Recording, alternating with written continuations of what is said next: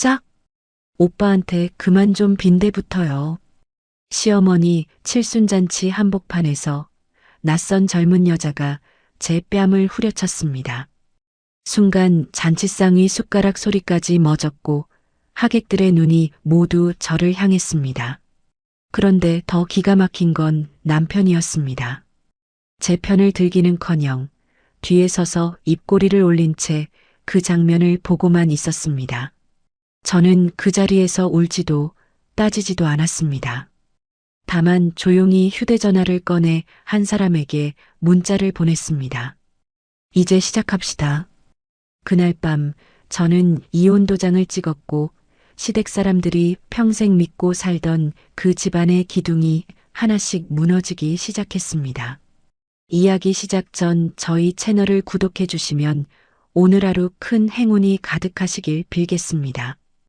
오늘의 사연 시작합니다.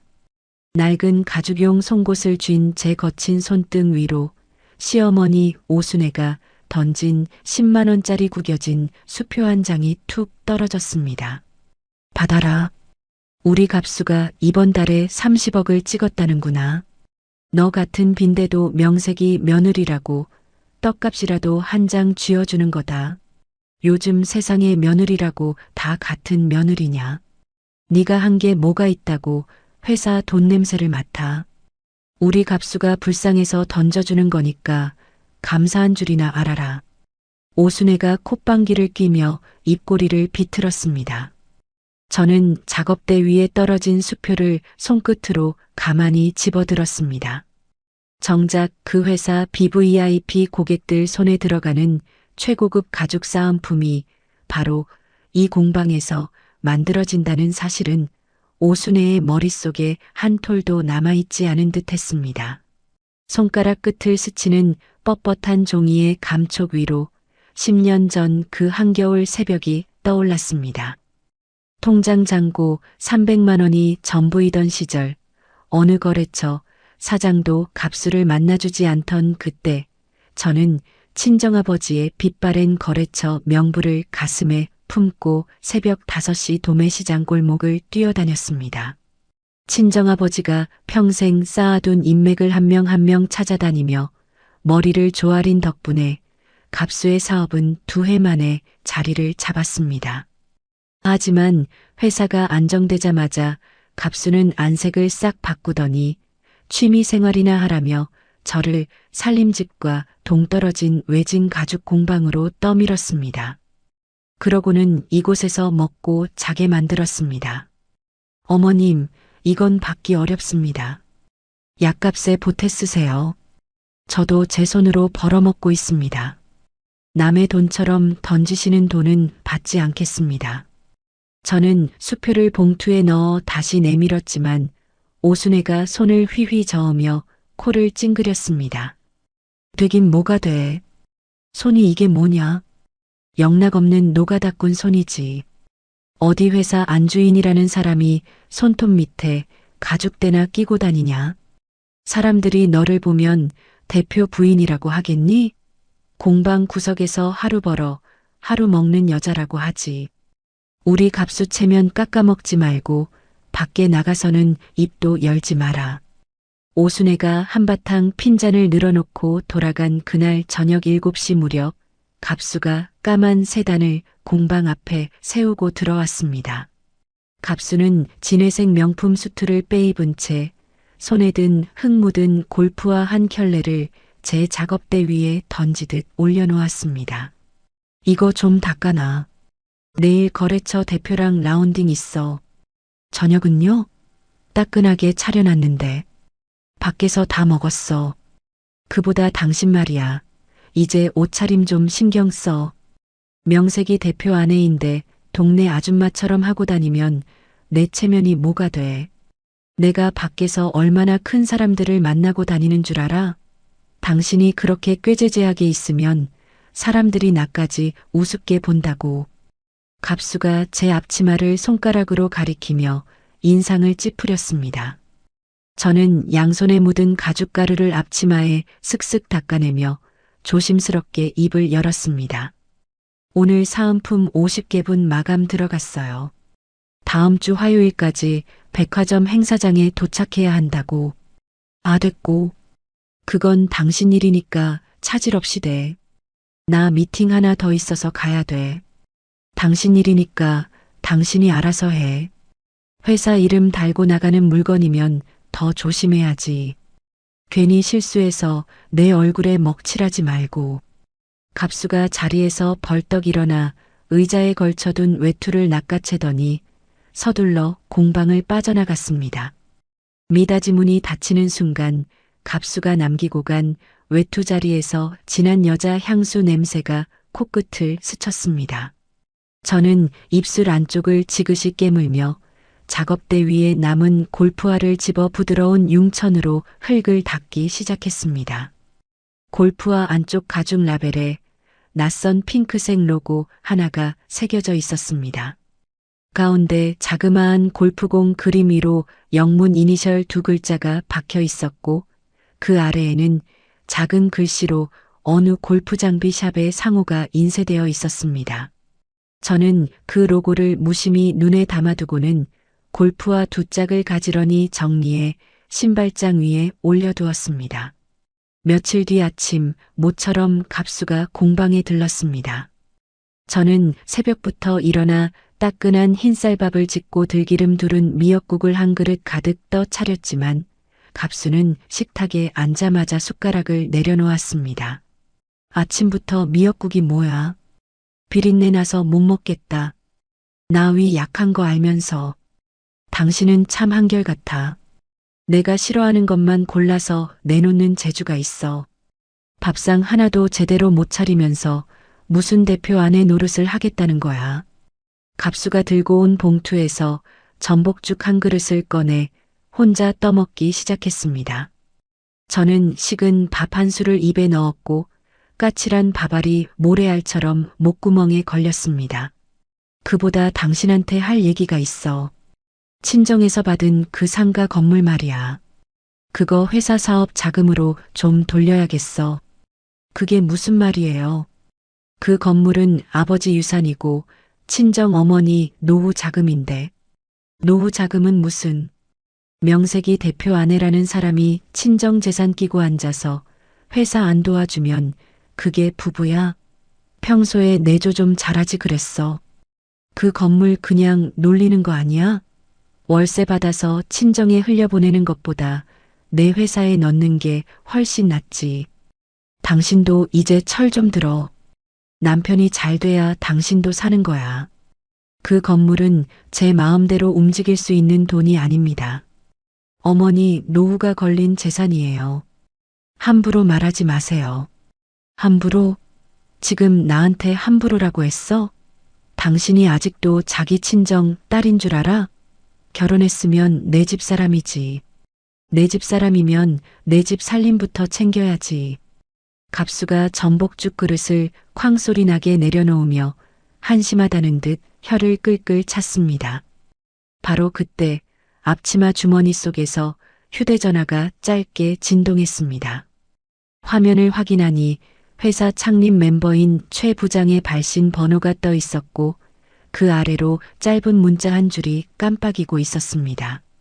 저는 입안에 남은 마지막 밥알을 천천히 삼키며 손에 든 젓가락을 식탁 위에 가만히 내려놓았습니다. 상가 건물 얘기는 다음에 해요. 저 오늘 거래처 미팅이 있어서 나가봐야 해요. 거래처 미팅은 무슨. 아무튼 그 건물 처분 건 빨리 결정해.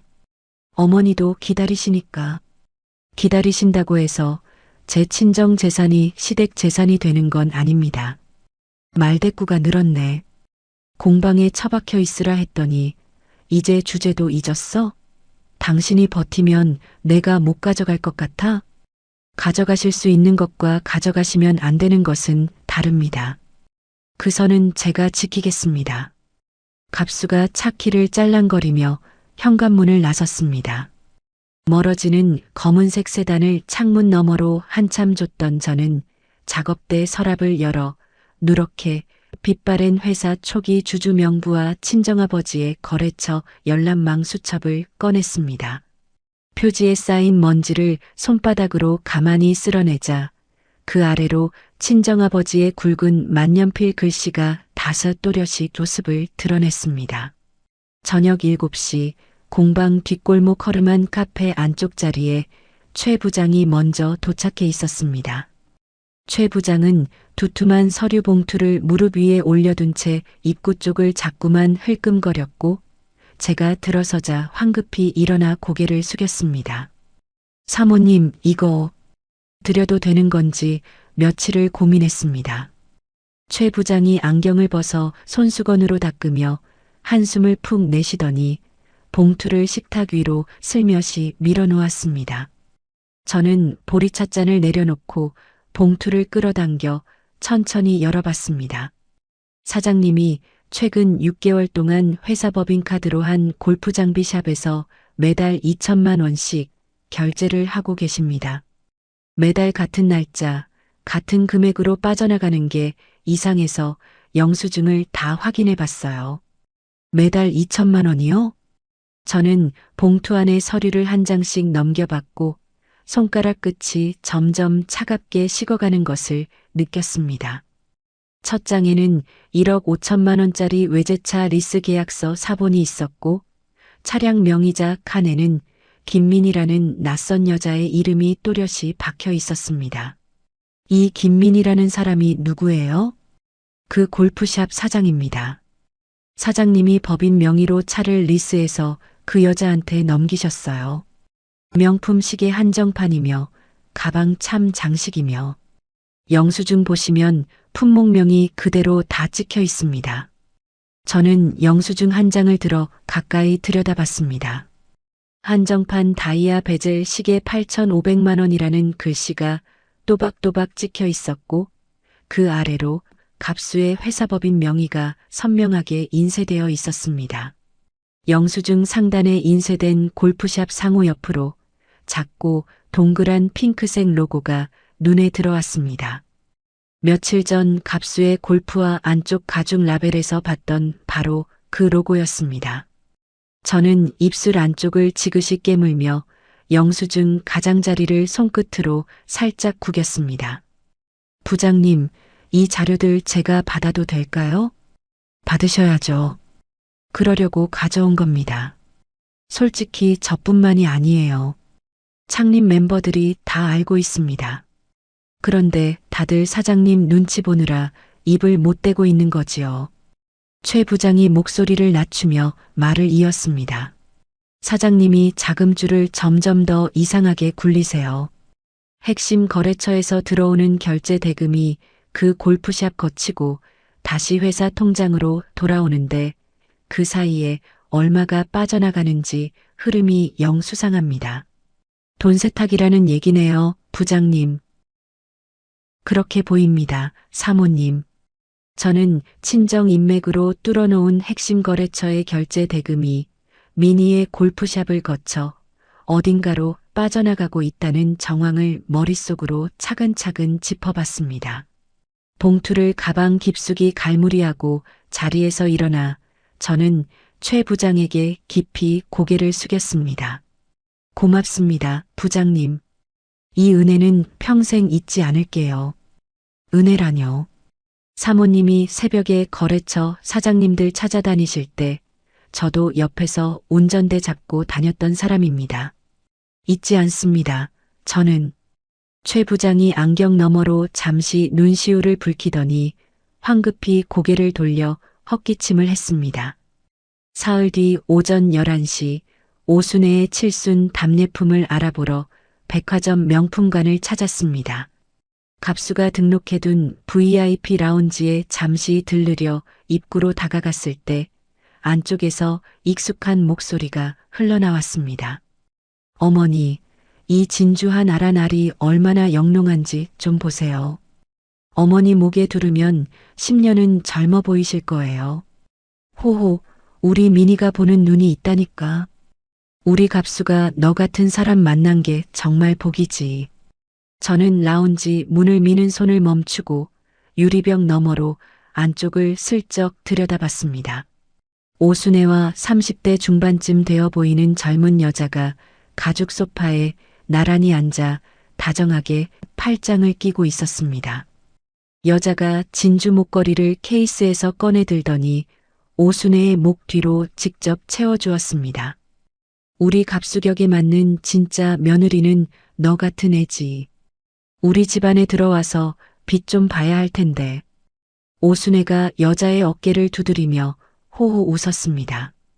저는 라운지 문틀을 잡은 손에 힘이 들어가는 것을 느끼며 가만히 한 발짝 뒤로 물러나 옆 기둥 뒤에 몸을 숨겼습니다. 여자가 손을 뻗는 순간 손목에 채워진 다이아 베젤 시계가 조명 아래에서 번쩍 빛났습니다. 바로 영수증에서 봤던 그 8,500만 원짜리 시계였고 옆 의자에 걸쳐둔 빨간 핸드백에는 금색 참 장식 3개가 짤랑짤랑 매달려 있었습니다. 근데 어머니, 그 며느리는 어떻게 하실 거예요? 갑수 오빠 옆에 떡하니 붙어 있는데. 걱정 마라. 그 빈대는 곧 정리될 거다. 그 여자 친정 상가 건물 있다면서. 그거 처분만 하면 우리 갑수 사업도 한 단계 크지. 그럼 그 건물 팔아서 우리 골프샵 확장 자금으로 좀 돌리면 딱 좋겠는데. 어머니 칠순 때 제가 끝장을 봐드릴게요. 여자가 손을 입에 대고 깔깔 웃었습니다. 저는 휴대전화 카메라의 녹화 버튼을 천천히 눌렀고 두 사람이 라운지를 빠져나가는 뒷모습을 조용히 화면 안에 담았습니다. 3분 47초짜리 영상 안에는 갑수가 회사 공금으로 사바친 명품을 두른 두 여자가 며느리의 친정 재산까지 노리는 장면이 또렷이 담겼습니다. 공방으로 돌아온 저는 작업대 위에 모든 증거를 펼쳐놓았습니다. 법인카드 명세서, 외제차 리스 계약서, 명품 영수증, 그리고 오늘 찍은 영상까지. 흩어져 있던 점들이 하나의 선으로 연결되며 또렷한 그림이 떠올랐습니다. 저는 서랍 깊숙한 곳에서 친정아버지의 거래처 연락망 수첩을 다시 꺼냈고 첫 페이지에 가장 큰 글씨로 적힌 대형 유통망 회장님의 성함 위에서 손가락을 잠시 멈췄습니다. 칠순 당일 새벽 4시 저는 알람이 울리기도 전에 눈을 떠 부엌으로 향했습니다. 오순애가 친척들 앞에서 며느리 도리를 운운하며 트집 잡을 것을 알았기에 저는 이른 새벽부터 20인분의 잔치 음식을 혼자 손에 잡았습니다. 당면을 찬물에 불리고 갈비찜 양념을 졸이면서 손이 빠르게 움직이는 동안 머릿속으로는 어젯밤 정리해둔 증거 자료를 한 번 더 차곡차곡 짚어봤습니다. 새벽 6시가 넘어가자 안방에서 오순애가 부스럭거리며 일어나는 기척이 들렸습니다. 거실로 나온 오순애가 코를 킁킁거리더니 손으로 부채질을 하며 인상을 팍 찌푸렸습니다. 아침부터 무슨 기름 냄새가 이렇게 진동을 해. 내 옷에 다 배잖아. 오늘 친척들 다 모이는 날인데 전 냄새 풍기면 어쩌라고. 오순애가 거실 창문을 거칠게 드르륵 열어젖혔고 차가운 새벽 공기가 부엌까지 훅 밀려들었습니다. 저는 손에 든 뒤집개를 잠시 멈추고 어깨를 움츠렸다가 다시 묵묵히 전을 붙였습니다. 오전 9시 무렵 갑수가 안방에서 어슬렁어슬렁 걸어 나왔습니다. 잔치 장소는 정해진 거지요? 강남에 한정식집 예약 잡아놨어. 11시 반까지 도착하면 돼. 나는 어머니 모시고 먼저 갈 거니까 음식은 당신이 알아서 가져와. 잠깐만이라도 좀 도와줘요. 음식통이 무거워서 혼자는 못 들겠어요. 내가 왜? 어머니 칠순날 무거운 통 들고 다니라고? 당신 정신이 있는 거야 없는 거야? 갑수가 인상을 팍 쓰며 잠옷 차림 그대로 안방으로 들어가더니 문을 쾅 닫고는 이내 코를 골며 잠들어 버렸습니다. 저는 부엌에 쌓인 음식통 5개를 흘끔 쳐다봤습니다. 갈비찜이 든 통 하나만 해도 두 손으로 들기 버거웠는데 잡채에 전에 나물에 잔치국수까지 통이 5개나 되었습니다. 오전 10시 저는 기름 튄 앞치마를 벗지도 못한 채 음식통 5개를 2개, 3개로 나눠 들고 현관을 나섰습니다. 손가락 마디가 하얗게 변하도록 통을 붙들고 엘리베이터를 탔고 아파트 정문 앞에서 겨우 택시를 잡았습니다. 택시 기사님이 트렁크에서 내려 음식통을 받아주셨습니다. 아이고, 사모님 혼자서 이 많은 걸 어떻게 들고 나오셨대요? 괜찮아요, 기사님. 강남으로 좀 가주세요. 택시가 강변북로를 달리는 동안 저는 가방 안쪽에 손을 넣어 봉투에 묵직한 두께를 가만히 더듬었습니다. 그 묵직함이 오히려 마음 한구석을 단단하게 받쳐주었습니다. 오전 11시 무렵 한정식 집에 도착해 저는 직원의 안내를 받아 예약된 룸으로 들어갔습니다. 한정식 집에서 차려둔 음식이 절반쯤 깔린 교자상 위에 들고 온 음식통을 하나씩 열어 정성껏 옮겨 담기 시작했습니다. 갈비찜을 따끈한 접시에 옮기고 잡채에 황백지단을 가지런히 얹는데 이마에서 땀이 한 방울씩 떨어졌습니다. 상차림을 마무리할 무렵 미닫이 문이 드르륵 열리며 갑수와 오순애가 빈손으로 당당하게 들어왔습니다. 오순애는 며칠 전 백화점에서 받은 그 진주 목걸이를 떡하니 목에 걸고 있었습니다. 오순애가 교자상 앞으로 걸어와 손에 든 부채로 음식 그릇을 하나씩 짚어보더니 갈비찜 접시를 쿡 찍고는 코를 찡그렸습니다.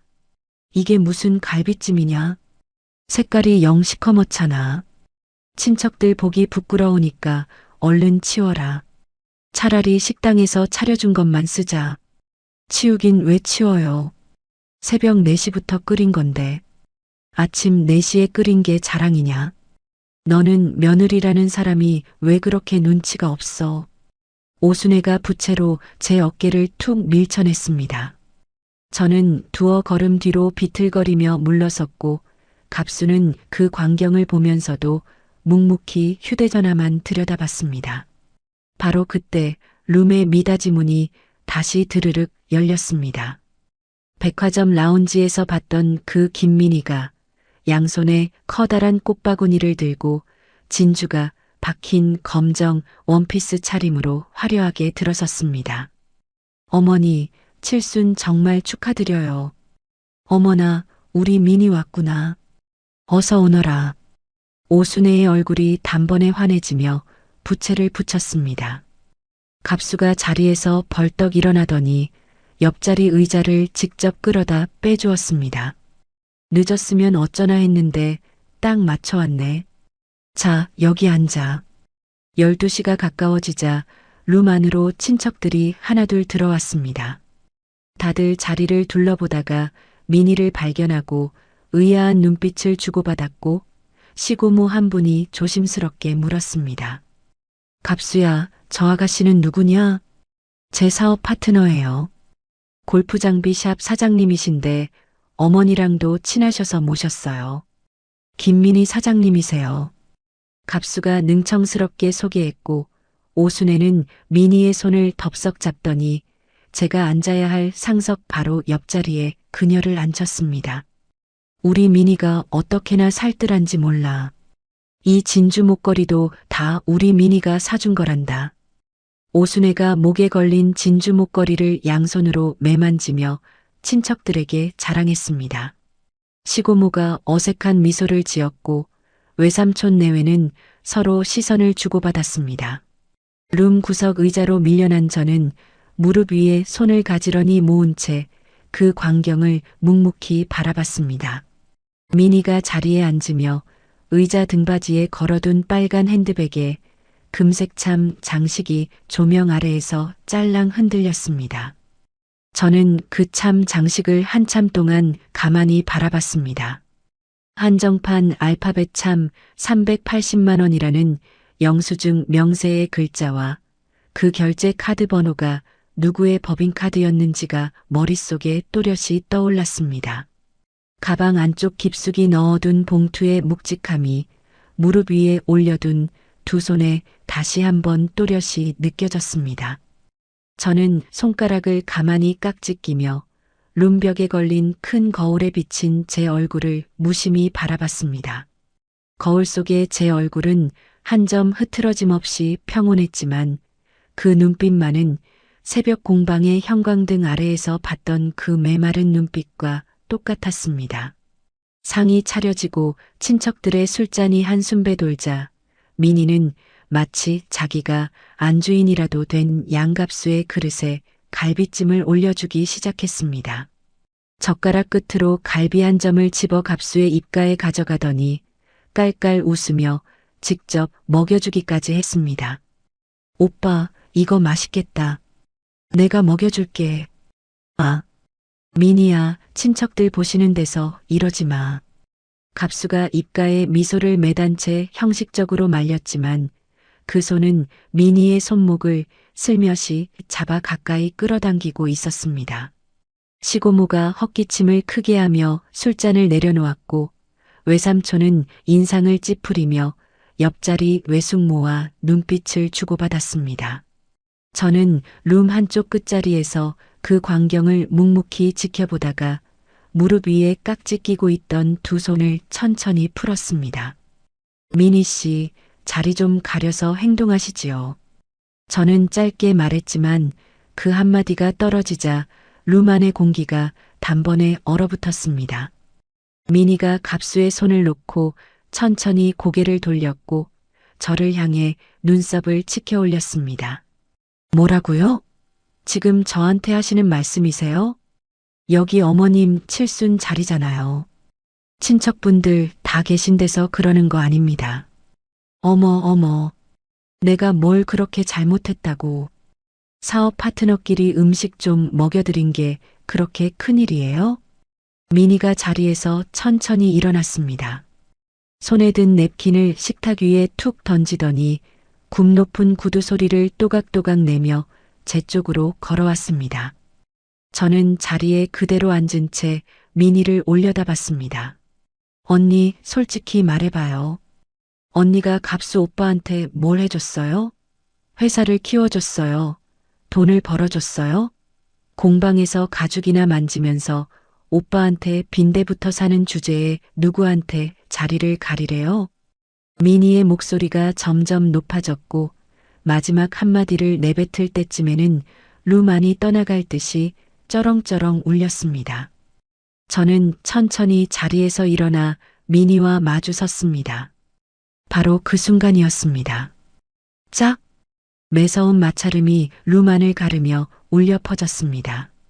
민희가 손바닥으로 제 왼쪽 뺨을 내리쳤고 손바닥의 무게가 광대뼈를 타고 머릿속까지 묵직하게 울렸습니다. 귓가에서 잠시 윙하는 소리가 났고 입안에서 짭짤한 피맛이 번졌습니다. 오빠한테 그만 좀 빈대붙어요. 능력도 없는 주제에 그 자리 차지하지 말고 이혼 도장이나 찍어요. 민희가 손가락질을 하며 표독스럽게 악다구니를 퍼부었고 오빠라는 호칭이 룸 안에 떨어지자마자 친척들이 일제히 술렁였습니다. 시고모가 입을 떡 벌렸고 외삼촌이 자리에서 벌떡 일어났습니다. 갑수야, 저게 무슨 소리냐? 사업 파트너라더니 오빠는 뭐고 빈대는 또 뭐냐? 외삼촌, 그게... 갑수가 말을 더듬으며 외삼촌의 눈치를 살폈고 그러더니 황급히 표정을 가다듬으며 팔짱을 꼈습니다. 저는 부어오르기 시작한 왼쪽 뺨을 손등으로 한번 닦아냈고 떨리는 시선으로 갑수를 바라봤습니다.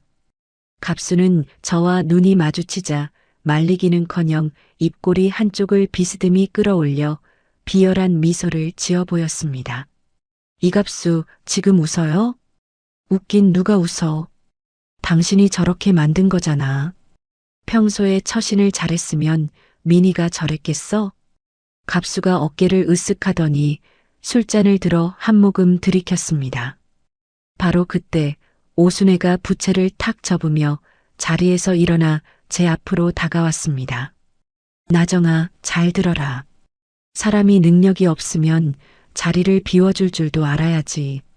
너 때문에 우리 갑수가 얼마나 고생이냐. 오늘 내 칠순 자리에서 이런 험한 꼴 보는 것도 다 너 때문이야. 차라리 이참에 깔끔하게 이혼 도장 찍어줘라. 어머님, 어머님은 무슨 어머님. 너 같은 며느리는 처음부터 안 들였어야 했어. 오순애가 손사래를 치며 고개를 절레절레 흔들었습니다. 시고모가 보다 못해 자리에서 일어났습니다. 형님, 이게 무슨 짓이에요? 며느리가 뺨을 맞고 서 있는데 식구라는 사람들이 다 같이 몰아세우면 어떻게 해요? 동서는 가만히 있어요.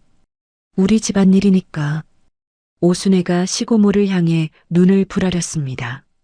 저는 룸 안에 모인 사람들을 천천히 둘러봤습니다. 한 명, 한 명, 친척들의 얼굴을 눈에 담는 동안 머릿속에서는 지난 10년 세월이 한 장의 그림처럼 펼쳐졌다가 사라졌습니다.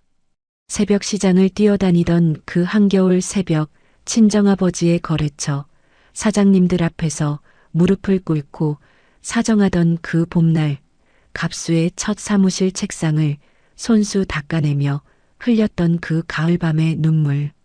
모두가 한순간에 흩어졌고 그 자리에는 차갑게 가라앉은 한 줄기 결심만 남았습니다.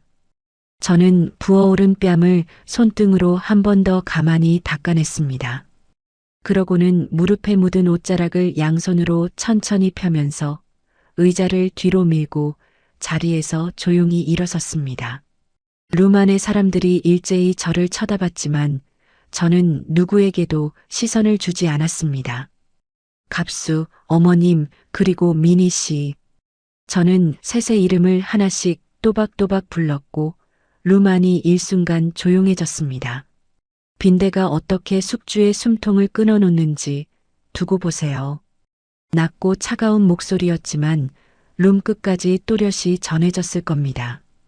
미니가 코웃음을 쳤고 갑수는 술잔을 빙글빙글 돌리며 입꼬리를 끌어올렸습니다.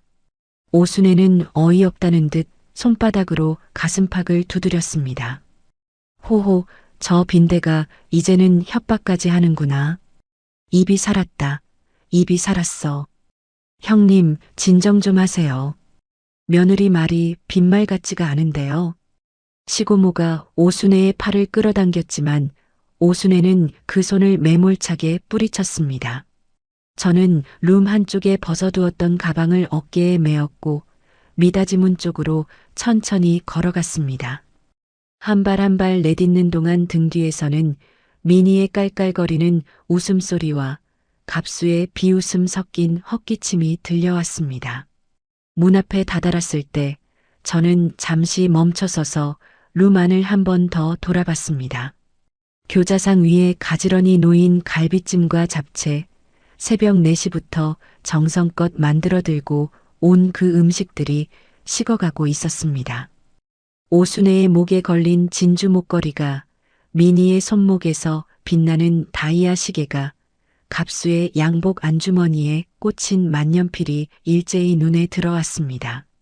모두가 누구의 피와 땀으로 사들인 것인지를 저는 그 자리에서 한 번 더 또렷이 새겨두었습니다. 잘 드세요, 어머님. 마지막 식사일지도 모르니까요. 저는 그 한마디를 남기고 미닫이 문을 열었습니다. 문턱을 넘어서는 순간 등 뒤에서 갑수의 목소리가 들려왔습니다. 가긴 어딜 가. 야, 김나정. 너 지금 어디 가는 거야? 저는 뒤도 돌아보지 않고 한정식집 복도를 가로질러 걸었습니다. 계단을 내려와 1층 로비로 나섰고 자동문이 열리는 순간 차가운 가을바람이 부어오른 뺨을 훑고 지나갔습니다. 손등으로 뺨을 가만히 눌러봤더니 광대뼈 부근이 묵직하게 욱신거렸지만 신기하게도 마음 한가운데는 새벽 호수처럼 고요했습니다.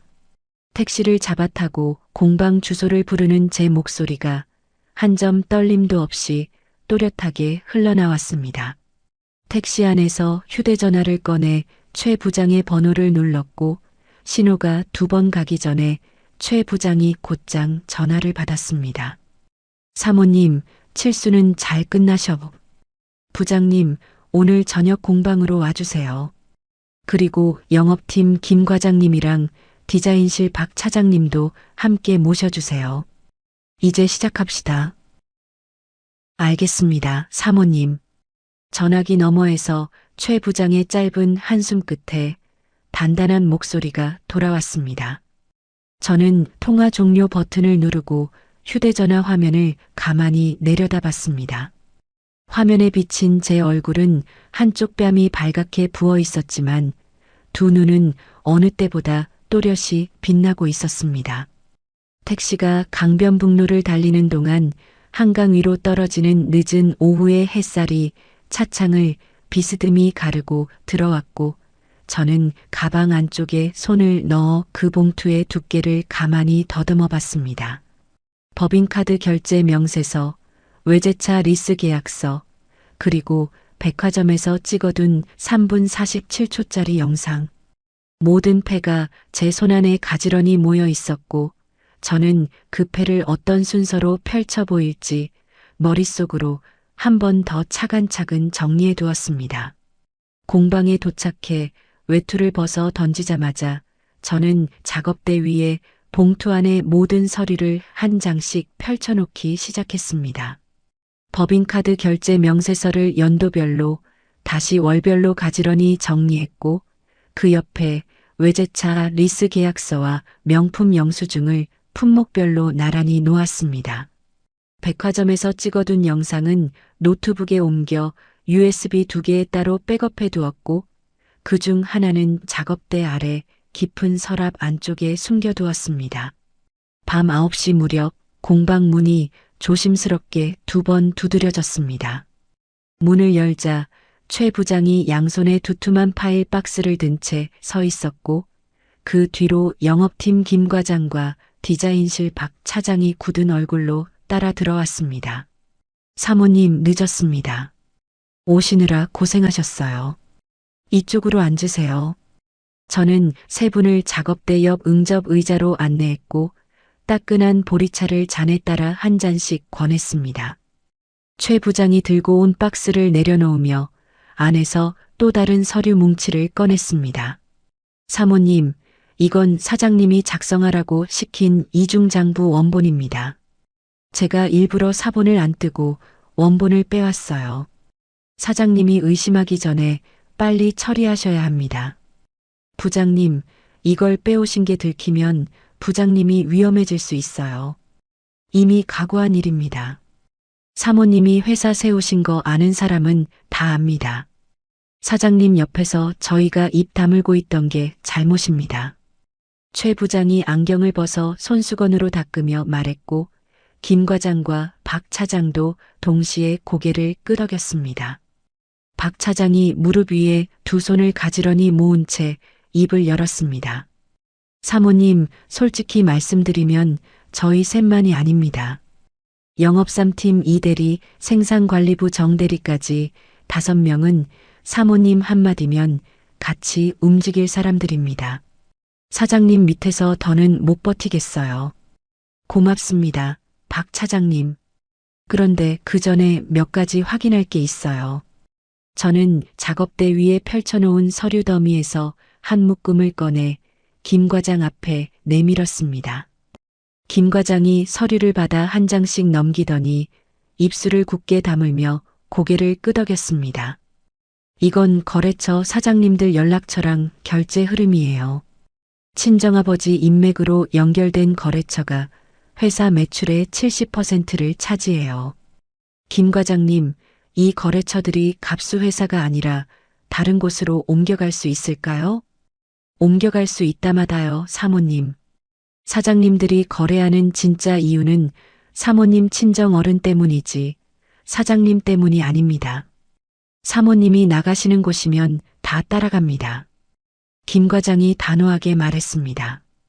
저는 잠시 침묵하며 작업대 위에 놓인 서류들을 한 번 더 둘러봤습니다. 좋아요. 그럼 이렇게 진행해요. 내일 아침 9시 저는 법무사 사무실에 가서 협의이혼 신청서랑 재산가압류 신청서를 접수할 거예요. 그리고 점심 무렵에는 친정아버지 거래처 회장님을 직접 찾아뵐 거예요. 회장님이라면 그 대형 유통망 회장님 말씀이십니까? 네. 갑수회사 매출 70%가 그분 손에 달려 있어요. 그분이 거래를 끊으시면 한 달도 못 버틸 거예요. 저는 한 손을 작업대 위에 가만히 올려놓은 채 말했습니다. 최 부장이 깊은 숨을 내쉬며 고개를 끄덕였습니다. 부장님들도 내일 안에 사직서 준비해 주세요. 5분 전원 같은 날 같은 시간에 책상 위에 올려두고 나오시는 거예요. 갑수가 받을 충격이 한꺼번에 와야 회사가 무너져요. 알겠습니다, 사모님. 사직서 준비하겠습니다. 그리고 사직 후에는 곧장 이 공방으로 출근해 주세요.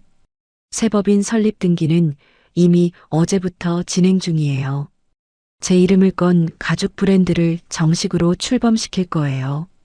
부장님은 재무이사, 김 과장님은 영업이사, 박 차장님은 디자인 총괄로 모시겠습니다.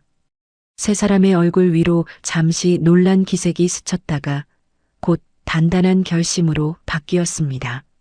박 차장이 자리에서 일어나 작업대 앞으로 다가왔고 펼쳐진 서류 옆에 자신의 명함을 가지런히 내려놓았습니다. 사모님, 저희도 이름 걸고 함께 가겠습니다. 밤 11시가 다 되어 세 사람이 공방을 나선 뒤 저는 작업대 앞에 다시 혼자 앉았습니다. 법무사에게 미리 작성을 부탁해둔 이혼 서류 초안을 가방에서 꺼냈고 도장 자국이 또렷이 찍힐 자리에 손가락을 가만히 올려놓았습니다. 그 자리에 도장 하나만 찍으면 10년의 결혼 생활이 끝나는 셈이었습니다. 하지만 손끝에는 어떤 미련도 흔들림도 남아있지 않았습니다. 오히려 그 종이 위에 새겨질 도장 자국이 새로운 시작의 첫 발자국처럼 또렷하게 그려졌습니다. 다음 날 아침 9시 저는 법무사 사무실에 들어서며 미리 새겨둔 인감도장을 손에 쥐었습니다. 법무사가 서류를 한 장씩 짚어가며 설명을 시작했습니다. 협의이혼 의사확인 신청서, 위자료 청구서, 재산가압류 신청서까지 모두 준비됐습니다. 가압류 사유로 외도 증거와 회사 자금 횡령 정황을 첨부했으니 법원에서 결정이 빠르게 날 겁니다. 갑수 명의로 된 부동산이랑 회사 지분, 그리고 외제차 한 대까지 다 포함됐죠? 네, 사모님. 시어머님 명의로 된 아파트도 함께 묶었습니다.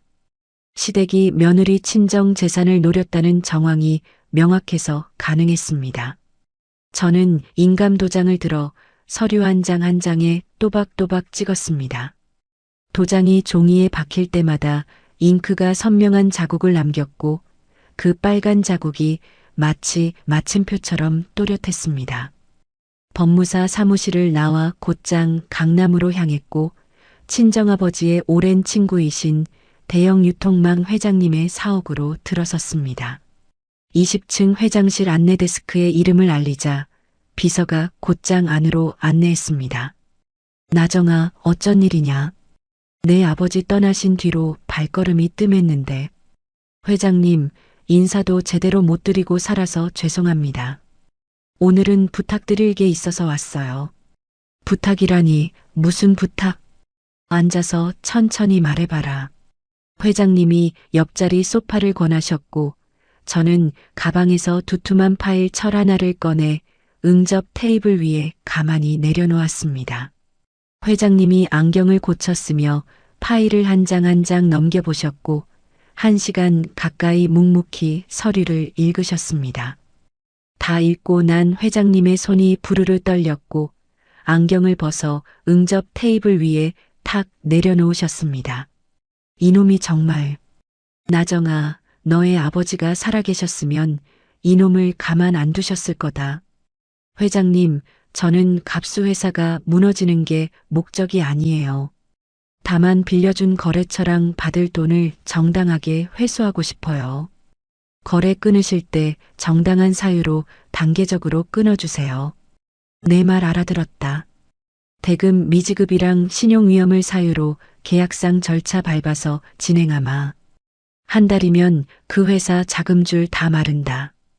회장님이 안경을 다시 끼시며 결연한 표정으로 고개를 끄덕이셨습니다. 저는 자리에서 일어나 회장님께 깊이 고개를 숙였고 회장님은 저의 어깨를 한번 단단하게 잡아주셨습니다. 같은 시각 갑수회사 대표실에서는 다른 풍경이 벌어지고 있었습니다. 갑수는 미니와 함께 샴페인 잔을 부딪히며 큰 소리로 웃고 있었고 책상 위에는 비싼 음식이 잔뜩 차려져 있었습니다. 오빠, 그 빈대 같은 여자 드디어 쫓아냈네. 속이 다 시원해. 미니야, 이제 우리 회사 진짜 크게 한번 키워보자. 그 여자 없으니까 결정도 빠르고 일이 술술 풀린다. 오순에는 미니가 보내준 최고급 안마의자에 누워 콧노래를 흥얼거리고 있었습니다. 며느리 하나 바꿨을 뿐인데 집안에 돈복이 튀었다며 호호 웃으셨고 진주 목걸이를 손으로 만지작거리셨습니다. 오후 늦게 공방으로 돌아온 저는 입구에 걸려있던 낡은 간판을 직접 떼어냈습니다. 대신 그 자리에 임시 현판 하나를 굳건하게 내걸었고 거기에는 제 이름 석자가 또렷이 새겨져 있었습니다. 김나정 가죽공방. 그 5글자가 늦가을 햇살 아래에서 또렷이 빛났고 저는 그 간판을 한참 동안 가만히 올려다봤습니다. 새 법인 등기가 마무리되고 일주일이 지났을 무렵 갑수의 회사로 첫 번째 통보가 날아들었습니다. 회장님 산하의 대형 거래처 3곳이 한꺼번에 계약 갱신 거절 공문을 보내왔고 그 다음 날에는 신규 발주를 전면 중단하겠다는 통지서가 줄줄이 도착했습니다. 저는 그 소식을 최 부장의 전화로 전해 들었습니다. 사모님, 사장님이 지금 대표실에서 거래처에 전화를 돌리느라 난리가 났습니다. 그런데 한 군데도 안 받아주네요. 받아줄 리가 없죠. 회장님이 신용정보를 다 공유하셨거든요. 부장님은 계획대로 진행해 주세요. 당황한 갑수는 거래처 사장님들에게 일일이 전화를 걸었지만 친정아버지의 네트워크로 묶인 그분들은 약속이라도 한 듯이 같은 대답만 내놓았습니다. 이 사장 미안한데 우리도 우리 사정이 있어. 대금 지급 능력이 의심된다는 얘기가 돌아서 말이야. 회장님, 그게 무슨 말씀이세요? 저희 회사 멀쩡합니다. 한 번만 더 믿어주세요. 믿고 안 믿고의 문제가 아니야. 신용에 금이 가면 우리도 어쩔 수 없어. 다른 데 알아보게. 전화기 너머에서 끊기는 신호음을 들으며 갑수는 책상 위의 서류를 손바닥으로 쓸어 바닥에 내동댕이 쳤습니다. 바로 그 무렵 대표실 문이 벌컥 열리며 최 부장을 비롯한 핵심 직원 6명이 줄지어 들어섰습니다. 최 부장이 손에 든 사직서 6장을 갑수의 책상 위에 차곡차곡 내려놓았습니다. 사장님, 그동안 신세 많았습니다. 저희 6명, 오늘부로 회사를 그만두겠습니다. 뭐, 최 부장, 당신 지금 제정신이야? 회사가 이 지경인데 다 같이 나가겠다고? 이 지경이 된 게 누구 탓인지는 사장님이 더 잘 아실 겁니다. 최 부장이 안경을 고쳤으며 담담하게 말했고 갑수가 책상을 주먹으로 쾅 내리쳤습니다. 이것들이 다 짜고 나가는 거지? 누가 시켰어? 그 여자야? 김나정이 시킨 거지. 누가 시켜서가 아닙니다. 더는 사장님 밑에서 일 못하겠어서 나가는 겁니다. 6명은 뒤도 돌아보지 않고 대표실을 빠져나갔습니다. 거래처가 끊기고 실무진까지 한꺼번에 빠져나가자 회사는 며칠 만에 마비되기 시작했습니다. 들어오던 주문이 멈췄고 다가오는 결제 대금을 막을 현금이 바닥나기 시작했습니다. 은행에서는 대출 연장이 어렵다는 통보가 날아들었습니다. 다급해진 갑수는 미니의 골프샵으로 한 걸음에 달려갔습니다. 샵 문을 열고 들어서자 미니가 카운터에 앉아 손톱을 다듬다가 갑수를 흘끔 쳐다봤습니다. 미니야, 큰일 났어. 회사 자금이 막혔어. 그 외제차 말이야. 잠깐만 처분해서 급한 불 좀 끄자. 어차피 회사 명의로 리스한 거잖아. 오빠, 지금 무슨 소리 하는 거야? 그 차가 왜 오빠 거야? 내 명의로 된 차잖아. 명의만 내 거지 돈은 회사 돈이잖아. 지금 회사가 부도나게 생겼다고. 그게 나랑 무슨 상관이야? 내가 왜 남의 회사 부도를 막아줘야 해? 미니가 손톱 다듬던 줄을 카운터 위에 탁 내려놓으며 자리에서 일어났습니다. 며칠 전까지만 해도 갑수의 팔에 매달려 애교를 부리던 그 모습은 온데간데 없었고 입가에는 차가운 비웃음만 걸려 있었습니다. 오빠, 솔직히 말할게. 나는 능력 있는 남자가 좋아.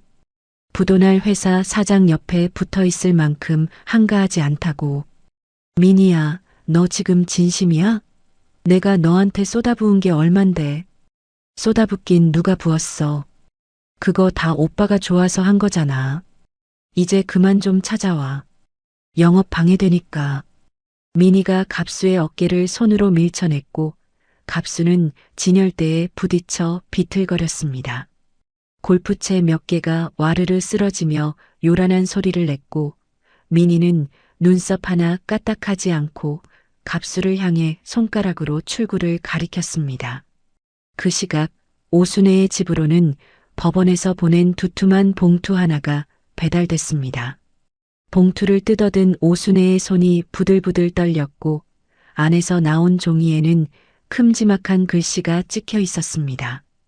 20억 원에 대한 재산 가압류 통지서였고 그 목록에는 오순애가 살고 있는 아파트까지 올라 있었습니다. 이게 뭐야? 20억? 우리 아파트가 왜 여기 있어? 오순애가 통지서를 손에 쥔 채 현관 바닥에 털썩 주저앉았습니다. 다리가 풀려 일어서지도 못한 채 오순애는 가슴을 두드리며 엉엉 소리 내어 울기 시작했습니다. 갑수야, 갑수야, 이게 어떻게 된 거냐? 어미집까지 묶였어. 같은 시각 저는 새로 단장한 공방 사무실에 앉아 있었습니다. 갑수 회사에서 빠져나온 거래처 사장님들이 한 분씩 찾아오셨고 저는 제 세법인 이름으로 직거래 계약서에 도장을 찍었습니다. 사모님, 진작 이렇게 됐어야 했어요. 우리는 처음부터 사모님 보고 거래한 거지 그 양반 보고 한 게 아니니까요. 고맙습니다, 사장님. 앞으로 더 좋은 물건으로 보답할게요. 거래처 사장님이 흐뭇한 얼굴로 계약서를 챙겨 돌아가셨고 저는 책상 위에 쌓인 새 계약서들을 가지런히 정리했습니다. 바로 그 무렵 갑수 회사에 납품되던 BVIP 사은품 가죽 제품마저 계약 종료로 전면 중단되었습니다. 명절 선물을 받지 못한 BVIP 고객들의 항해 전화가 회사 대표실로 빗발치기 시작했습니다. 이 회사 도대체 뭐 하는 거예요? 매년 받던 사은품이 왜 안 와요? 죄송합니다, 고객님. 그게 지금 사정이 좀. 텅 빈 사무실에 혼자 남은 갑수는 끝없이 울려대는 전화벨 소리에 머리를 감싸쥐었습니다. 직원도 거래처도 미니도 모두 떠나간 자리에서 갑수는 책상 위에 놓인 대표 명패를 두 손으로 집어들었습니다. 대표이사 이갑수라고 새겨진 그 명패를 한참 노려보던 갑수가 결국 그것을 바닥에 힘껏 내동댕이 쳤습니다. 명패가 쩍 소리를 내며 두 동강으로 갈라졌고 갑수는 두 손으로 머리카락을 쥐어뜯으며 빈 사무실에 주저앉았습니다. 그날 저녁 저는 공방 창가에 서서 노을이 지는 하늘을 가만히 바라봤습니다. 손에는 갓 도착한 세법인의 명함 한 통이 들려 있었고 거기에는 대표 김나정이라는 5글자가 또렷이 새겨져 있었습니다. 저는 그 명함 한 장을 손끝으로 만지작거리며 책상 위에 놓인 휴대전화로 걸려 오는 최 부장의 전화를 받았습니다. 사모님, 백화점 쪽에서 연락이 왔습니다. 입점 미팅을 잡고 싶다고 하네요. 좋아요, 부장님. 일정 잡아주세요. 이제 진짜 시작이에요. 가압류 통지서가 날아들고 거래처들의 고발이 잇따른 끝에 2달여 만에 결정적인 순간이 찾아왔습니다. 어느 날 아침 갑수의 회사 대표실로 경제범죄수사대 수사관들이 들이닥쳤습니다. 수사관들은 캐비닛 문을 뜯어내듯 열어젖히고 장부와 하드디스크를 큼지막한 박스 안으로 쓸어 담기 시작했습니다. 이갑수 씨 회사 공금 횡령과 이중장부 작성 혐의로 체포영장이 발부됐습니다. 같이 가시죠. 이게 무슨 짓이야? 영장이라니 내가 뭘 잘못했다고. 갑수가 책상을 붙들고 버텼지만 수사관 2명이 양쪽에서 갑수의 팔을 붙잡았습니다. 갑수는 수갑을 차지 않으려고 발버둥을 쳤고 구두 뒤축으로 바닥을 긁으며 끌려나갔습니다. 나 이거 놓으라고. 나정이야? 김나정이가 신고한 거지. 그 여자가. 갑수의 고함 소리가 텅 빈 사무실 복도를 따라 울려 퍼졌지만 그 소리를 들어주는 사람은 아무도 없었습니다. 저는 그 소식을 최 부장의 전화로 전해 들으며 공방 작업대 위에 놓인 가죽 한 장을 가만히 쓸어내렸습니다. 사모님, 사장님이 방금 끌려갔습니다. 회사 앞에 기자들까지 몰려와서 난리도 아니에요. 부장님, 우리는 우리 일을 하면 돼요. 백화점 입점 서류나 마저 챙겨주세요. 같은 시각 민희는 골프샵 안에서 다른 일을 벌이고 있었습니다. 갑수가 끌려갔다는 소식을 듣자마자 민희는 샵 안쪽 금고를 열어 남은 현금 따발을 여행 가방 안으로 미친 듯이 쓸어 담았습니다. 이런 거지 같은 회사. 부도나기 전에 빨리 뜨자. 민희는 캐리어를 끌고 곧장 공항으로 향했습니다. 하지만 발권 카운터에 여권을 내미는 순간 직원이 화면을 한참 들여다보더니 고개를 저었습니다. 손님, 출국이 안 되시는데요. 출국 금지 조치가 내려져 있습니다. 뭐라고요? 출국 금지? 내가 왜? 법원에서 채권 가압류랑 함께 출국 금지 명령이 떨어진 상태입니다. 자세한 건 법원에 문의하셔야 할 것 같습니다. 저는 횡령 자금을 회수하기 위해 민희 명의로 빠져나간 외제차와 현금에까지 채권 가압류를 걸어두었습니다. 공항 주차장에 세워둔 그 외제차는 이미 법원 집행관의 인도 명령 대상이 되어 있었습니다. 민희는 차도 빼앗기고 가방 안에 현금까지 가압류에 묶인 채 캐리어 하나만 달랑 끌고 공항 밖으로 돌려보내졌습니다. 이갑수 이 나쁜 놈. 다 그놈 때문이야. 내 인생 망쳐놓고. 민희가 분에 못 이겨 캐리어를 발로 걷어차며 악다구니를 퍼부었고 그 길로 어디론가 자취를 감췄습니다. 이득이 끊기자 가장 먼저 등을 돌렸던 그 여자는 결국 빈손으로 사라졌습니다. 며칠 뒤 갑수의 회사는 최종 부도 처리되었습니다. 회사가 무너지면서 오순애가 살던 아파트마저 경매로 넘어갔고 시댁 식구들은 하루아침에 짐을 싸들고 길거리로 쫓겨났습니다. 오순애는 낡은 보따리 몇 개를 손에 든 채 갈 곳을 잃고 거리를 헤맸습니다. 갑수는 경찰서 유치장 면회실에서 오순애를 마주했습니다. 유리병 너머로 손바닥을 짝 붙이며 갑수는 눈물 콧물을 흘리며 오열했습니다. 엄마, 나정이한테 좀 가봐. 제발 선처해달라고 빌어줘. 엄마가 가서 무릎이라도 꿇어. 이러다 나 감옥에서 썩는다고. 갑수야, 어미가 무슨 면목으로 그 애를 찾아가니. 그 애 뺨까지 때려서 쫓아냈는데. 그러니까 가서 빌라고. 엄마가 다 망쳐놨잖아. 그 골프샵 여자 며느리 삼겠다고 설치다가 우리 집안 다 거덜났잖아.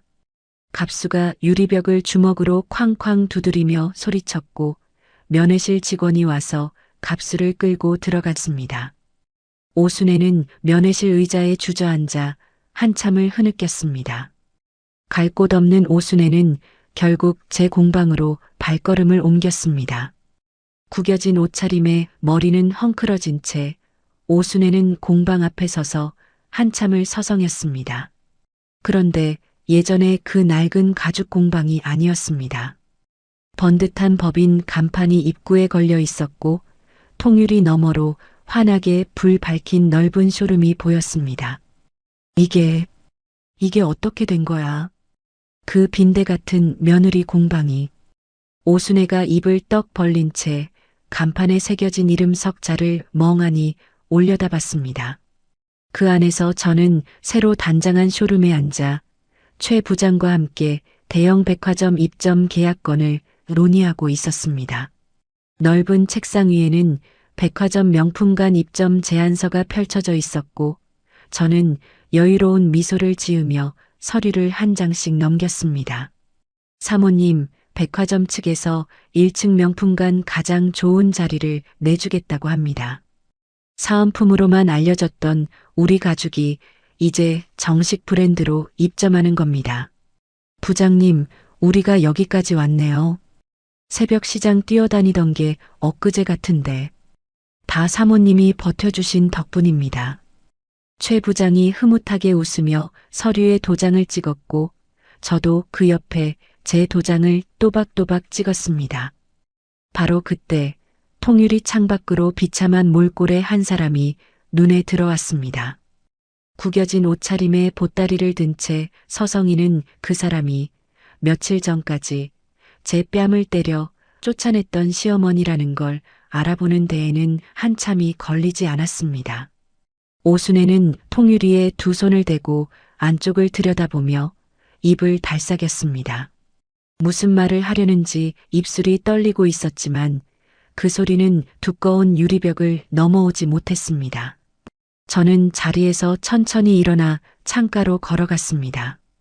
오순애와 통유리 한 장을 사이에 두고 마주 섰을 때 오순애의 눈에 눈물이 그렁그렁 맺혔습니다. 저는 오순애의 얼굴을 한참 동안 가만히 바라봤습니다. 새벽 4시부터 손에 물집이 잡히도록 음식을 만들던 그 잔칫날도 손등으로 부어오른 뺨을 닦아내던 그 순간도 모두 또렷이 떠올랐습니다. 하지만 제 마음 한가운데에는 어떤 미련도 분노도 일렁이지 않았습니다. 저는 창가에 드리워진 블라인드 줄을 손에 가만히 쥐었습니다. 그러고는 천천히, 아주 천천히 줄을 아래로 당겼습니다. 블라인드가 한 칸 한 칸 내려오면서 유리창 너머의 오순애가 시야에서 조금씩 사라졌습니다. 마지막 한 칸까지 완전히 내려오자 오순애의 모습은 제 세상에서 깨끗이 자취를 감췄습니다. 블라인드 너머에서 오순애가 유리를 두드리는 희미한 소리가 들려왔지만 저는 뒤도 돌아보지 않고 책상으로 돌아왔습니다. 최 부장이 조심스럽게 저를 바라봤습니다. 사모님, 괜찮으십니까? 괜찮아요, 부장님. 우리 계약서나 마저 봅시다. 저는 펼쳐진 입점 제안서 위로 다시 시선을 옮겼고 입가에는 한 점 흔들림 없는 미소가 떠올라 있었습니다.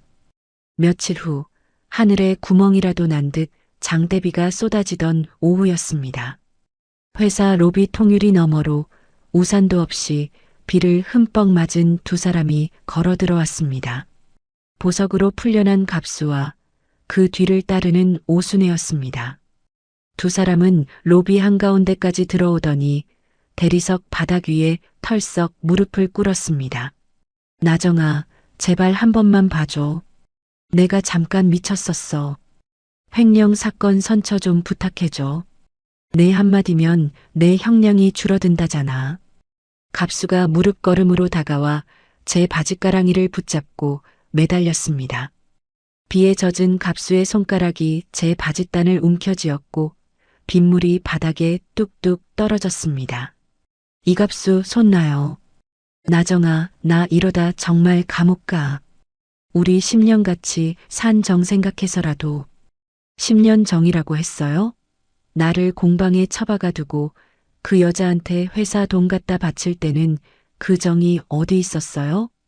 저는 한 발짝 뒤로 물러서며 바짓단을 잡은 갑수의 손을 떨쳐냈습니다. 그 옆에서 오순애가 두 손을 싹싹 비비며 눈물을 짜냈습니다. 나정아, 어미가 늙어서 노망이 났었다. 내가 눈이 멀어서 그 여자를 며느리 삼겠다고 설쳤어. 처벌만은 좀 줄여달라고 빌어줘라. 응? 우리가 식구였잖니. 식구요? 제 뺨을 때리는 걸 웃으면서 보던 사람들이 식구였어요? 저는 두 사람을 천천히 내려다봤습니다. 구두코에 빗물이 한 방울 튀었고 저는 발끝을 가볍게 털어 그 물기를 떨어냈습니다. 우산을 건네는 일도 따뜻한 말 한마디를 보태는 일도 하지 않았습니다. 그저 무릎 꿇은 두 사람을 한참 동안 싸늘하게 내려다보기만 했습니다. 문득 10년 전, 아니 불과 몇 달 전에 그 아침이 떠올랐습니다. 공방 작업대 위로 오순애가 던진 10만 원짜리 구겨진 수표 한 장이 팔랑거리며 떨어지던 그 순간이었습니다. 빈대한테 떡값이나 쥐어준다며 콧방귀를 뀌던 그 목소리가 아직도 귓가에 생생했습니다. 저는 가만히 정장 안주머니에 손을 넣었습니다. 그 안에는 그날 오순애가 던졌던 바로 그 10만 원짜리 수표가 구겨진 그대로 들어 있었습니다. 저는 그 수표를 꺼내 들어 갑수의 발밑에 천천히 떨어뜨렸습니다. 수표가 공중에서 한번 팔랑거리더니 빗물이 고인 바닥 위에 툭 떨어졌습니다. 받아요. 이게 내가 두 사람한테 베풀 마지막 인정이에요. 나정아, 이게 무슨... 몇 달 전에 어머님이 공방에서 나한테 던진 그 수표예요. 빈대한테 주는 떡값이라면서요. 이제 그 빈대가 돌려드리는 거예요. 오순애의 얼굴이 새파랗게 질렸고 떨리는 손으로 바닥에 떨어진 수표를 집어들었습니다. 빗물에 젖어 흐물흐물해진 그 종이를 손에 쥔 채 오순애는 입술을 달싹였지만 어떤 말도 내뱉지 못했습니다. 바로 그때 로비 한쪽에서 보안 요원 두 사람이 다가왔습니다. 손님, 여기서 이러시면 안 됩니다. 나가주셔야겠습니다. 이거나 내가 이 회사 사장이었던 사람이야. 나정아, 김나정. 한 번만 봐달라고. 갑수가 발버둥을 쳤지만 보안 요원들은 짐짝을 옮기듯 두 사람을 양쪽에서 붙들어 로비 밖으로 끌어냈습니다. 통유리 자동문이 스르륵 열리자 거센 빗줄기가 두 사람을 그대로 덮쳤습니다. 갑수와 오순애가 비를 맞으며 바닥에 나동그라지는 사이 투명한 자동문이 다시 차갑게 닫혔습니다. 저는 닫힌 자동문 너머로 비에 젖어가는 두 사람을 잠시 바라보다가 천천히 돌아서서 사무실로 걸음을 옮겼습니다. 등 뒤에서 갑수가 유리문을 두드리는 둔탁한 소리가 들려왔지만 저는 한 번도 뒤를 돌아보지 않았습니다. 그로부터 3개월이 흘렀습니다. 제 이름을 건 프리미엄 가죽 브랜드가 마침내 대형 백화점 명품관에 정식으로 입점하는 날이 밝았습니다. 1층 명품관 가장 좋은 자리에 환하게 불을 밝힌 매장이 들어섰고 입구에는 제 이름 석자가 금빛으로 새겨진 간판이 걸렸습니다. 오프닝 행사장에는 많은 사람들이 모였습니다. 세련된 정장을 차려입은 저는 단상 위에 올라 마이크를 손에 쥐었습니다. 공방 한 구석 매트리스에서 새우잠을 자던 그 위축된 모습은 어디에도 남아있지 않았습니다. 오늘 이 자리에 와주신 모든 분들께 감사드립니다. 저는 10년 동안 누군가의 아내로, 누군가의 며느리로만 살았습니다. 이제는 제 이름으로 살아가려고 합니다. 행사장 앞줄에는 친정아버지의 오랜 친구인 유통망 회장님이 환한 얼굴로 앉아 계셨습니다. 회장님 옆으로는 최 부장과 김 과장, 박 차장을 비롯한 창립 멤버들이 자리를 가득 메우고 있었습니다. 나정이가 드디어 해냈구나. 너의 아버지가 하늘에서 보고 계시면 얼마나 기뻐하시겠냐. 회장님이 자리에서 일어나 큰 박수를 보내셨고 행사장을 가득 메운 사람들이 일제히 뜨거운 박수를 쳤습니다. 최 부장이 손수건을 꺼내 눈가를 훔쳤고 박 차장은 환하게 웃으며 두 손이 빨개지도록 박수를 쳤습니다. 저는 단상 위에서 행사장을 천천히 둘러봤습니다. 누구의 아내도 누구의 며느리도 아닌 오롯이 김나정 대표로 우뚝 선 제 모습이 그 자리에 있었습니다. 터지는 카메라 플래시가 사방에서 환하게 빛났고 저는 그 빛 속에서 가장 환하게 웃었습니다. 새벽 시장을 뛰어다니던 한 여자의 거친 손이 이제는 제 이름을 건 브랜드의 첫 가죽 제품을 단상 위에 가만히 올려놓았습니다. 그 손등 위로 쏟아지는 환한 조명이 지난 10년의 어떤 그늘도 남기지 않고 따뜻하게 부서져 내렸습니다. 인생톡톡 시청자 여러분, 김나정의 이야기를 끝까지 함께 해주셔서 감사합니다. 참고 또 참으며 견뎌낸 세월이 결코 헛되지 않았다는 것을 우리는 보았습니다. 세상이 나를 빈대라 부르고 가족마저 등을 돌려도 묵묵히 자기 자리를 지켜온 사람의 진심은 언젠가 반드시 빛을 보는 법입니다. 나정은 소리치지 않았고 매달리지도 않았습니다. 다만 무너지지 않고 자신의 두 손으로 일어섰을 뿐입니다. 지금 이 순간에도 가족을 위해 헌신하며 살아오신 우리 어머니들, 그 거친 손과 깊은 주름 하나하나가 세상에서 가장 값진 훈장입니다. 당신의 인생도 결코 늦지 않았고 당신은 그 자체로 충분히 귀한 사람입니다. 부디 남은 날들은 누구의 누구가 아닌 오롯이 당신의 이름으로 환하게 빛나시길 바랍니다. 이야기를 끝까지 들어주셨다면 잘 들었다고 댓글 하나만 남겨주세요. 구독과 좋아요를 눌러주시는 모든 분들이 행복하시길 기원합니다. 오늘 함께 해주셔서 정말 감사합니다.